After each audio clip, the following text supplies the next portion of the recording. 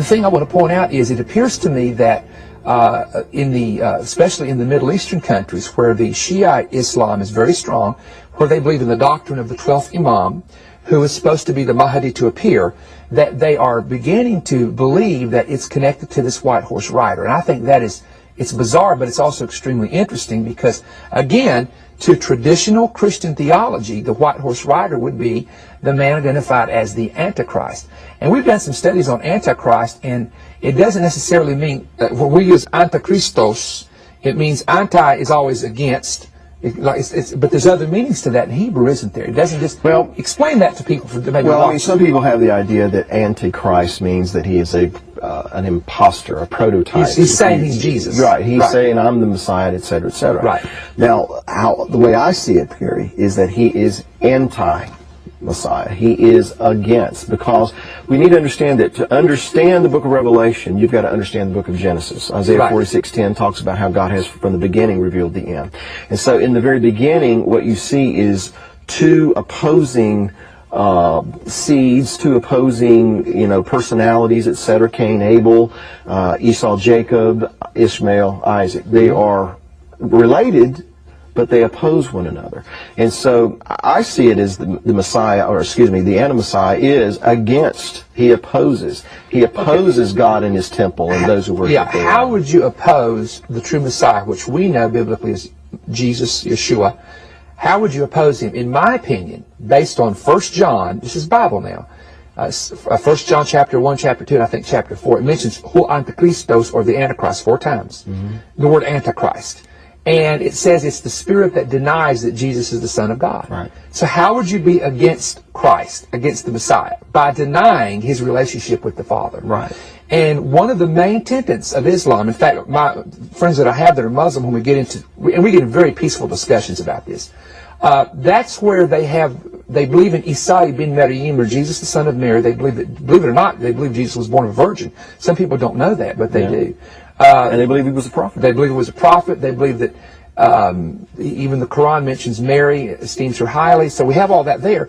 But they have a real block there in saying, how could God have a son when Allah is not begotten, nor does he begot? Now, when President Tom speaks in front of the UN General Assembly tomorrow, you'll likely hear all the typical rhetoric about how peaceful they are and blah-de-blah-de-blah-de. But if his previous addresses are any indication, the media will probably ignore what is perhaps the most important part of his speech. Here he is at the UN in 2005.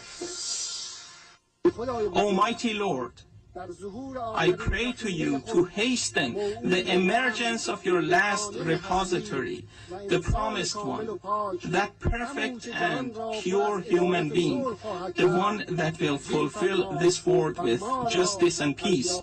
Okay, this is what he said at the end of his speech last year as well at the UN. After calling for the return of the promised one, Ahmadinejad left the stage in 2005 and said to a cleric, and I quote, "I felt that all of a sudden the atmosphere changed, and for 27 to 28 minutes the leaders did not blink," end quote.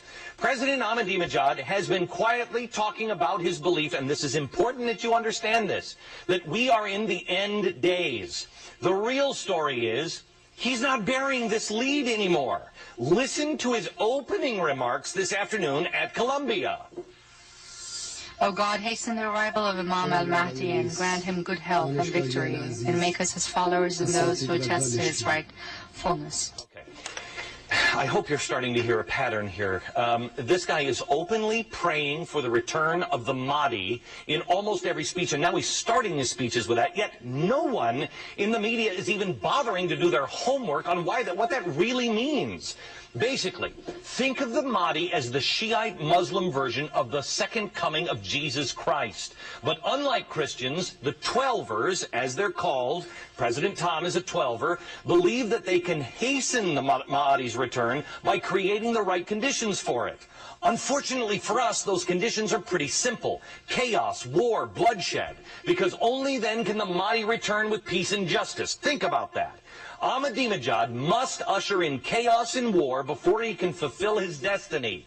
That is why he wants a nuclear program. That is why he threatens Israel in the West. And that is why he's killing our soldiers in Iraq. To him, the United States is the only thing stopping the war and chaos that he needs. And believe it or not, that makes us the great Satan otherwise known in the West to you and me as the literal antichrist. When your politics are your religion, it is impossible to understand one without first understanding the other. I can see anti-Messiah is saying, yes, Jesus is good, he's a prophet or a good man, but he is not what you think he is. Right, and the bottom line is that there are some in the Islamic world who could consider you and I, and a lot of our Jewish brethren, to be infidels. Mm-hmm. And amongst these group, in these so-called fundamentalists and radicals, pockets of places right, around the world, yeah, they feel like that you and I and others like us are infidels, and that we are the enemy, and it is their mission, commissioned by the Quran, they believe, to go and to destroy us. And that's why America, as we talked last week, is such a target, because they see America as a Christian nation. Right. And there again, we don't know the percentage. Some say it may be 2 to 5% of the whole group that would think that way. But 2 or 5% in the world, when you have 1.4 million followers, could be as high as 100 to 200 million easy. Well, so that's again, there we go into why, because they say, why would they attack us? We've done nothing.